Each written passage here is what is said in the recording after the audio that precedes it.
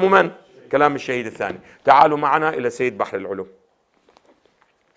السيد بحر العلوم عزيزي هواي مهمة العبارة، يقول وادعى أن ذلك، بعد أن ينقل السيد بحر العلوم فوائد الرجالية، رجال سيد بحر العلوم المجلد الثالث صفحة 220، يقول وكلامه رحمه الله وإن كان مطلقا، كلام من؟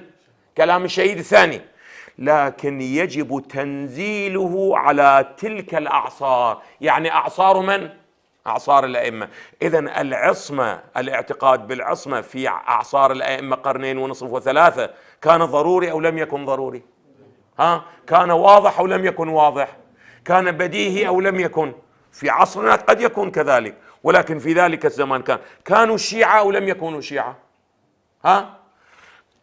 التي يحتمل، فإن الأمر قد بلغ فيها يحتمل دون ما بعدها من الأزمنة. يقول أما في زماننا بعد شنو؟ صار ضروريا. سؤال، مثل هاي الضرورة حجة أو ليست حجة؟ مع أنها ضرورة متأخرة عن من؟ معاصرة للأئمة لو متأخرة عن الأئمة، فحجة أو ليست بحجة؟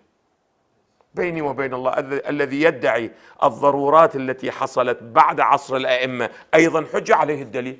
أنا لم يثبت عندي بأي دليل أن الضرورات الحادثة ما هي حجة. ما أدري واضح؟ هذا همتي أنا السيد بحر العلوم.